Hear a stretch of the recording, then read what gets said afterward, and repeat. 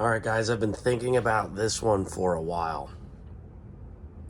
And I honestly never thought that this particular brand would catch my eye or pique my interest when it comes to anything related to somewhat of a mid-level to higher mid-level shotgun, especially for waterfowl hunting. So let me quick show you guys the label on the box so you know what it is, and then we'll go on to an unboxing and assembly and whatnot.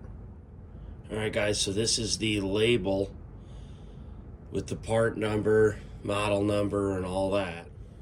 Alright, so here's the unboxing of the Mossberg 940 Pro Waterfowl. So before I even get to opening it up, some of you might be asking why, you know what I mean? I've owned a plethora of, fancier Italian guns, some that haven't served me well recently. I've got a lot of Browning Winchester products, so obviously a lot of that stuff is, a little bit on the, mid to higher end level, depending on, which model it is that I have. And for God's sake, I've got a Caesar Greeny sitting in the gun safe that I use for sporting purposes. So I have had definitely my fair share of nicer, fancier guns.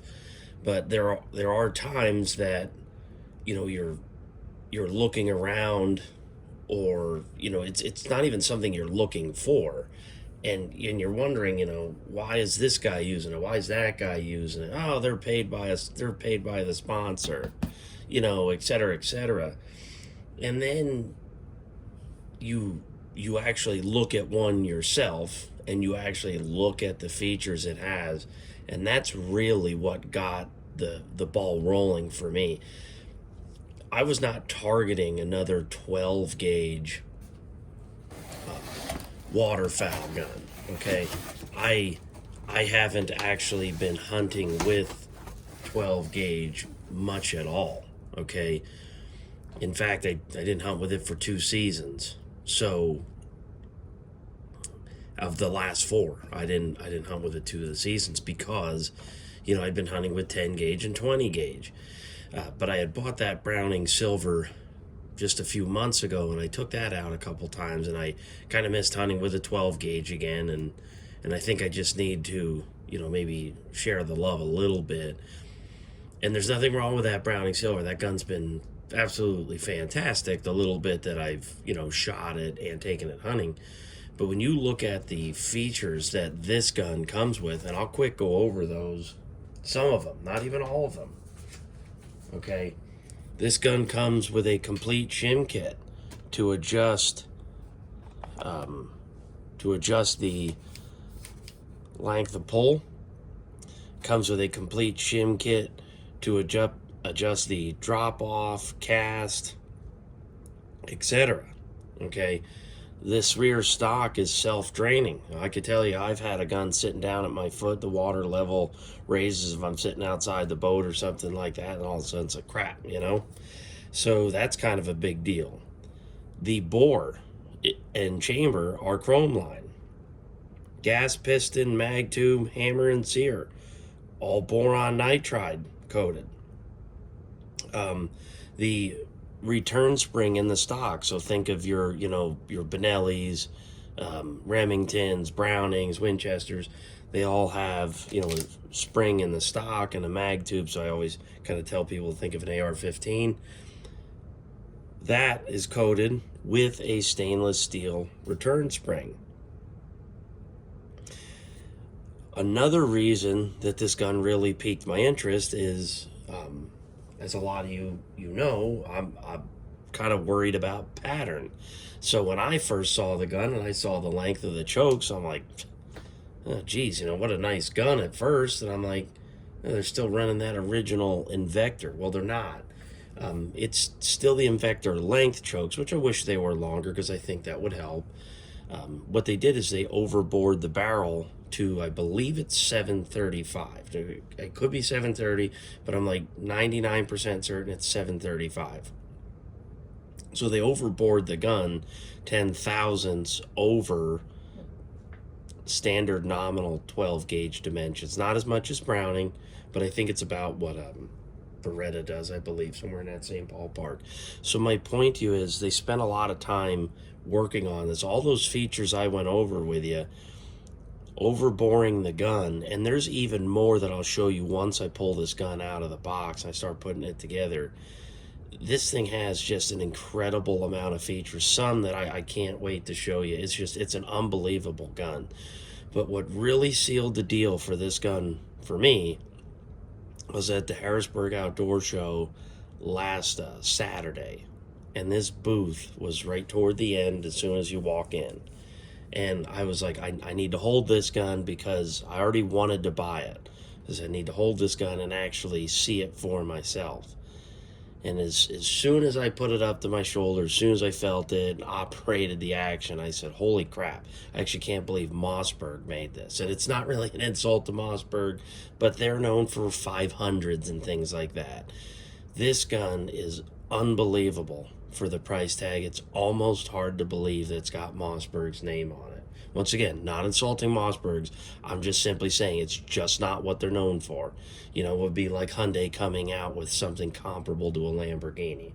So I am curious once I pull this thing out of the box, because I know that they have a plant in Texas right on the border, and then I know they're in Connecticut. And the gun that I looked at the Harrisburg Outdoor Show said Eagle Pass, Texas on the barrel, but then the receiver said Connecticut, wherever they are in Connecticut. So that'll be kind of interesting to me.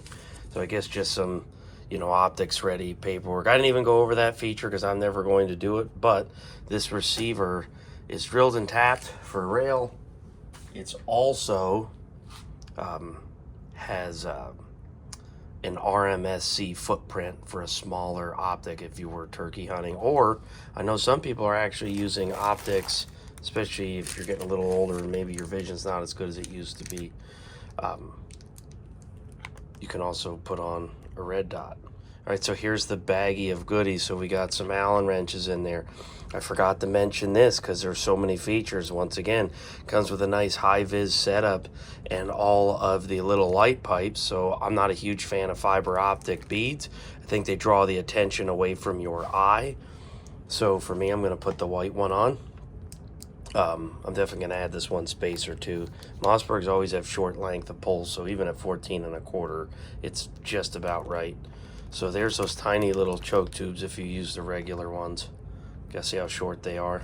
So they're the original Invector choke tubes, but they are not the same dimensions internally.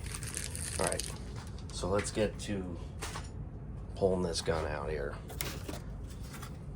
Nothing in there, just packing. I assume this is the barrel, and it is. So this is, I think, just packing.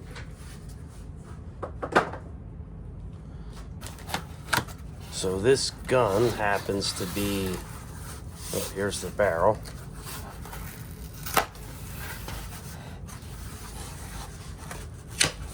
Definitely package them pretty nicely. Get rid of this packing. So this gun, this is a brown Cerakote, kind of a cool brown. I've always liked brown. Thought it was weird when I was a kid, and now I think it's kind of a neat color as I get older. So this comes factory with a modified choke, and this is a 7/16 exit diameter, and then they poured them. So that's a big Mossberg thing. They stopped doing it to the barrels, thank God, but they're still drawn to porting. I'm just not a huge porting guy, but we probably won't be using this much. And the other two chokes aren't set up like this. They're not extended, ported, or anything like that. There were those flush chokes I originally showed. And I believe they send this one to you because, most guys running an extended modified choke, right? A modified choke does most of the work for me during the season out of, any other choke tube. I'd say a modified's in my gun. Oh, I would have to think it's in my gun for at least 80% of the hunting, if not more. So I'll quick pull this out and I'll show it to you. That's Mossberg X Factor Waterfowl choke. But then they call it the AccuChoke. So I don't know if this is the AccuChoke series or the X Factor choke series. I just know when you're ordering choke tubes that you need to order for the 930 and 940, because these are the ones that have the slightly overboard dimensions, which is a good thing. But you don't want to put in the regular standard Invector chokes like you see in 500s and things like that. So nice fat vent rib barrel.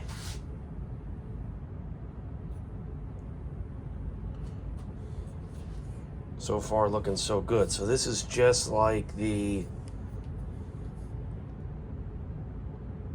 gun I looked at so far at the Harrisburg Outdoor Show.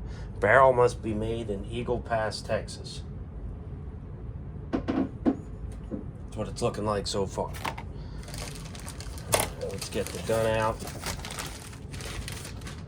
So yeah, we'll pull the gun out here.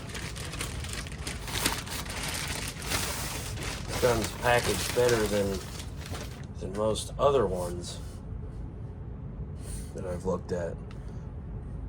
So let's see inside.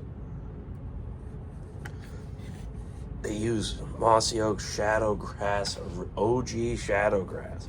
I've always liked this. This is actually what my 2014 C-Arc came with out of the factory. Pretty nice gun. There's that Shield RMS cover plate, still once again drilled and tapped. Pretty nice gun. Got an awful lot of features for what it is, and some of them we'll go over here once I get this gun assembled. So you could tell, like I said, I missed right in the beginning too. We've got an oversized controls. This is a pretty nice oversized safety. It's in the center instead of being on the trigger guard. A pretty nice setup. If you guys don't know what this is, that's a cocking indicator.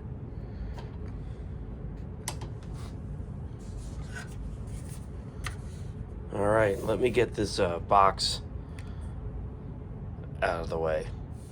I mean, the details on this gun are just awesome so far.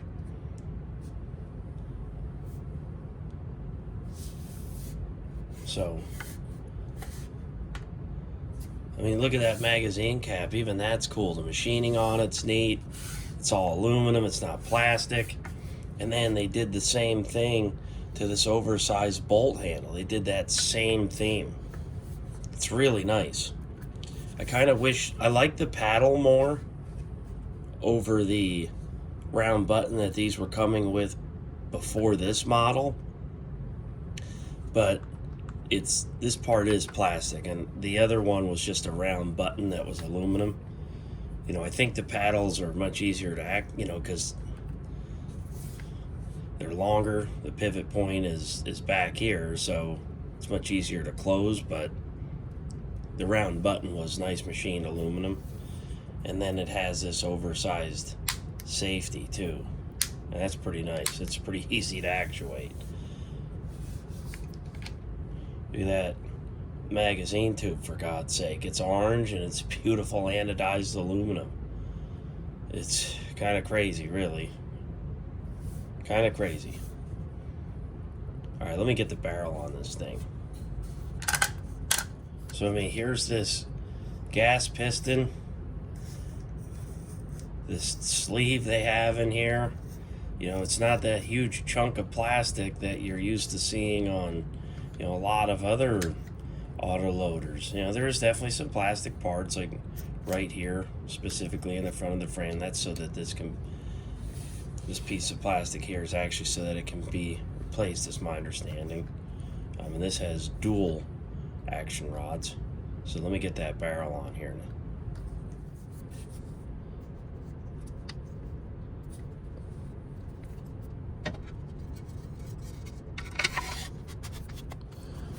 we'll just get this magazine tube on here, the cap on it.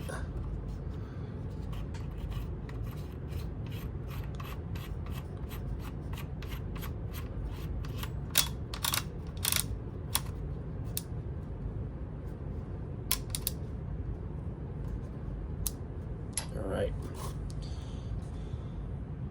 so that is the complete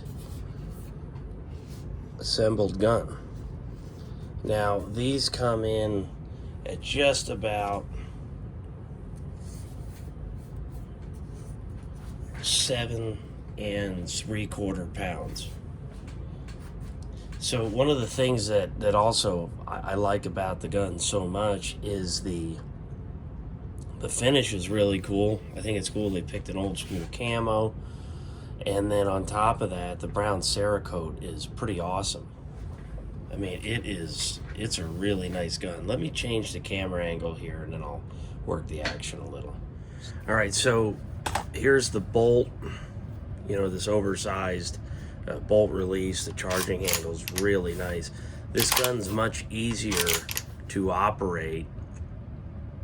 And I think there's a couple reasons for that, but do keep in mind, this gas system was redesigned over the 930. Now it is all marketing what I'm about to say, but I'll still mention it.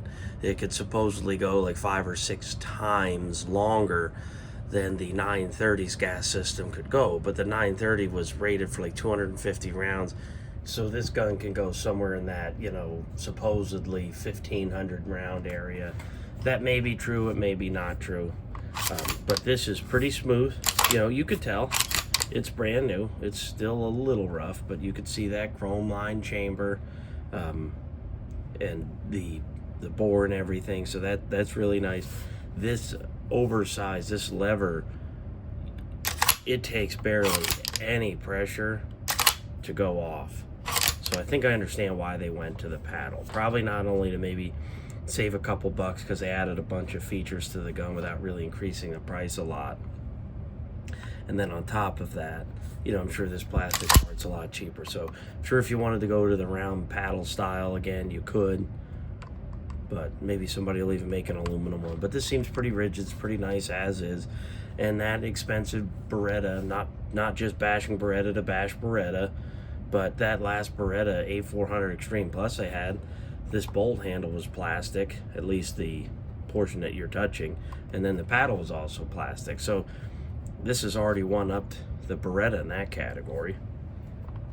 So like I said, this is real easy to operate. It's really, really easy to operate. So here's one of the areas that I wanted to talk about that I was quite impressed with. Let me grab a snap cap. So the reason that I thought this was worth mentioning is this lifter elevator is extended. So when you push your hand down, your finger down, and you're going to load shells, you're going to have a hard time. This is also beveled here on the front. So some shotguns are real short. You can actually get your, see, I can't get my finger. I'd have to work to do it. Like it would be hard to do, but they actually made this longer and you could tell it's actually sticking out a little bit. And the whole point of that is to assist in loading, obviously, and this is more on the competition side, but it actually really helps, you know, just loading in general, and maybe if you're in a situation where there's a lot of bird activity so you can get, you know, shells in your gun quicker. The other thing is, you know, you can see this high vis, that's anodized aluminum follower. That's pretty nice. It's smooth as butter too. Let me show you something else that's really cool. This whole loading gate is all, this whole magazine area is flared out. You see that? So they actually came in, milled this out. You could see a side profile. I'm trying to hold it up so I can show you. So you could see this whole area is actually reduced quite a bit. You could see it right here, okay? And then they went and flared this inside, okay? So think of like, you know, a mag well or something on a pistol. So the whole point is obviously is to assist in loading. Okay, that's the whole point of it. But one of the other cool things is, let me show you where that look where that shell is. So they have the latch holding that shell much farther out than you do on other shotguns. You ever know some, you really got to get your thumb up in there because the catch is somewhere, you know, kind of deep inside. This one, the catch, so if you look right here's the receiver, and look right there's the shell. So my point is the catch is somewhere back here versus being somewhere up in here on, you know, most other shotguns. So loading this is going to be a lot easier. So I just loaded that snap cap. That trigger feels really good. And I was told, oh, these are 7 pounds. Well, I'll tell you, this trigger don't feel like 7 pounds. So let me grab the trigger pull gauge and we'll find out for ourselves. All right, so I got the Lyman trigger pull gauge. Got the snap cap in there.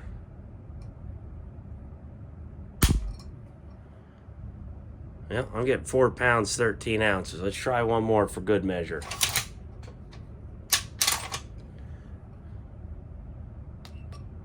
The people had me convinced that this trigger stinks. And you better do something about the spring. 4 pounds, 15 ounces. But you know what? I actually think that's pretty good. You know, if we're going to give it an average of 4 3/4 pounds, I think I'd have a hard time complaining about that. M Carbo does make a trigger spring kit for 13 bucks that you can throw in here. So I actually did buy it ahead of time. I don't have it at the moment because I was thinking I'm going to have to replace this trigger. And it really turns out that I don't need to. So here's the whole high-vis kit that they give you with the different size light pipes, a little punch at the end of this tool to help you get it out. And I know a lot of people are probably gonna ask, well, you know, why would I put the light pipe in or something like that? Here's the thing. I understand hunting shotguns come with these fiber optic sights. If you like fiber optic sights, that's great. Generally speaking, you don't aim a shotgun the way you do a rifle, right? You point it, okay?